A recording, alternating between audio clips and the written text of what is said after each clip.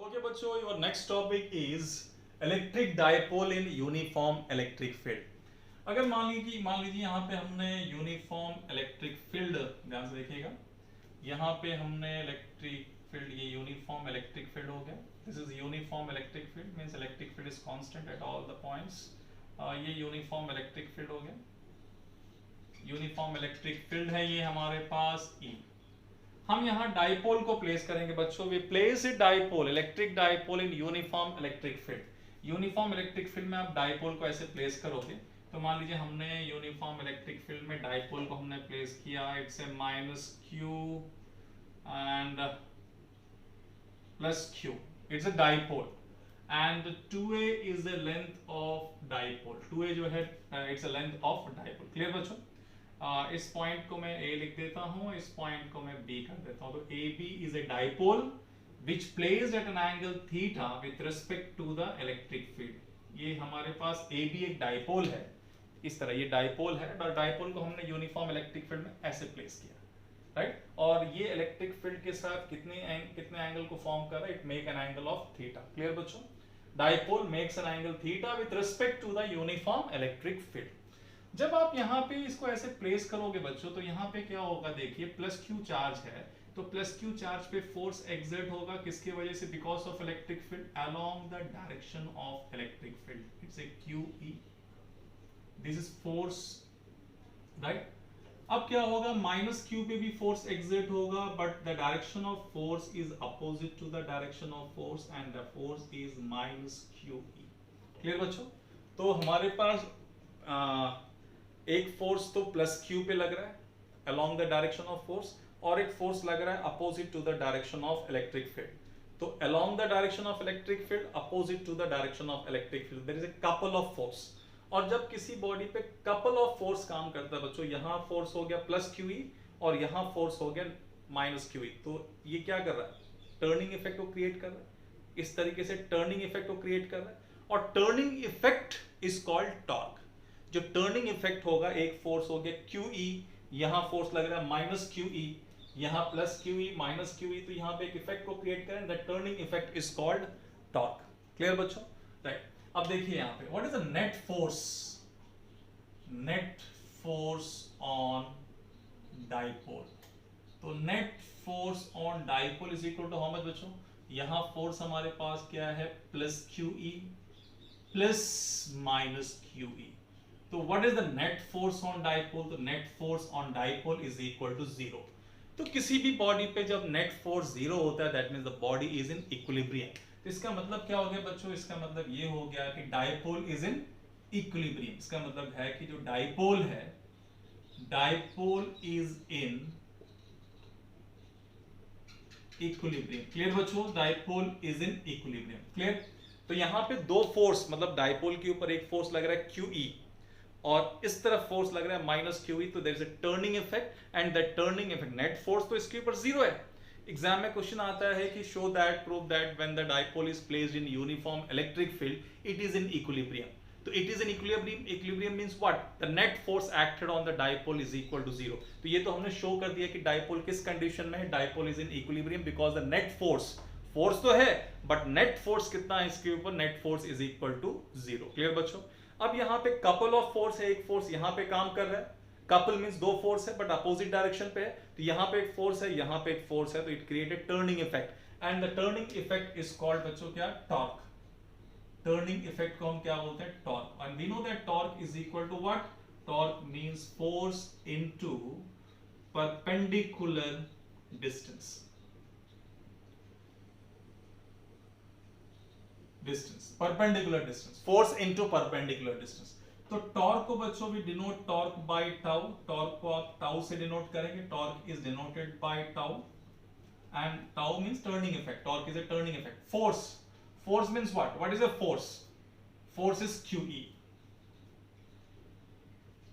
Force है बच्चों, net force यहां पे जीरो है बट फोर्स कितना है? Force is Q E, force acted. ठीक है, तो फोर्स क्या हो गया हमारे पास? Q E into perpendicular distance. What is perpendicular distance?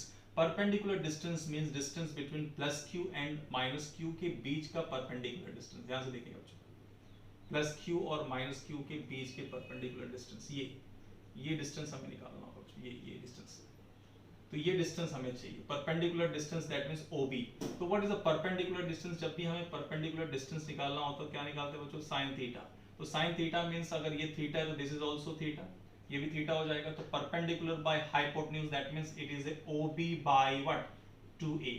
then what is the perpendicular distance? it's a 2A sin theta। तो what is perpendicular distance बच्चों? it's OB is equal to perpendicular distance is 2A sin theta। तो हम यहाँ लिख सकते हैं, we can write 2A sin theta। Clear बच्चों?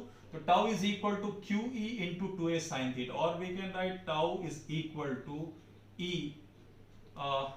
into Q into 2A sin theta। Clear बच्चों? we know that Q into 2A is equal to क्या? P।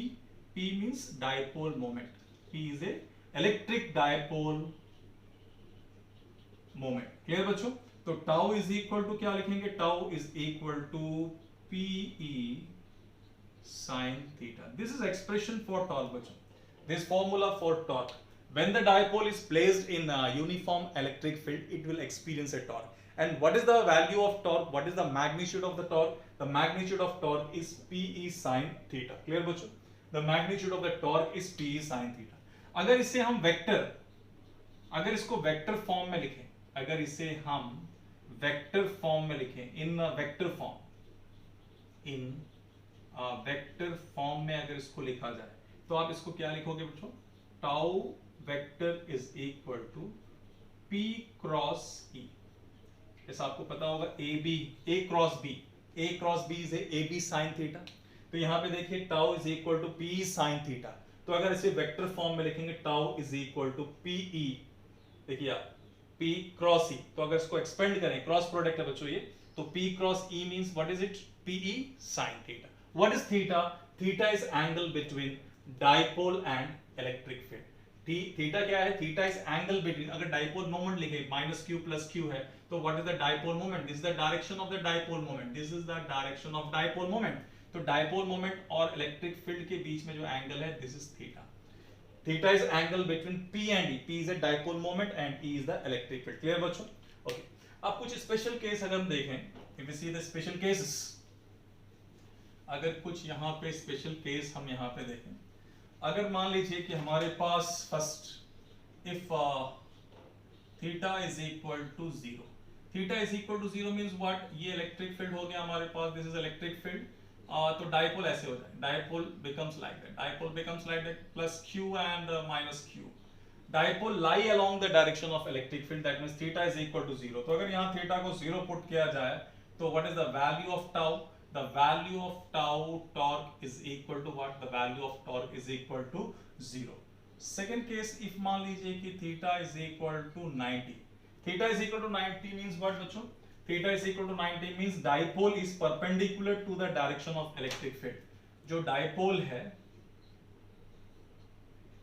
ये हमारे पास जो डाइपोल ऐसे हो जाएगा डाइपोल, और ये इलेक्ट्रिक फील्ड हो गया, और डाइपोल बिकम्स लाइक दैट, यहाँ पे प्लस Q और यहाँ पे माइनस Q।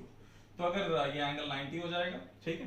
तो यहाँ पे अगर थीटा को 90 अगर पुट किया जाए तो sin 90 is 1, तो tau is equal to PE। Clear बच्चों? तो ये हो गया condition for maximum torque.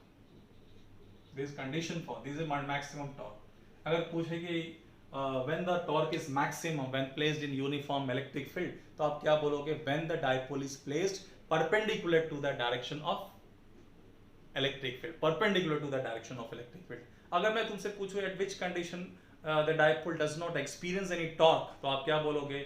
when the dipole is along the direction of electric field, at that condition tau is equal to 0। clear बच्चों?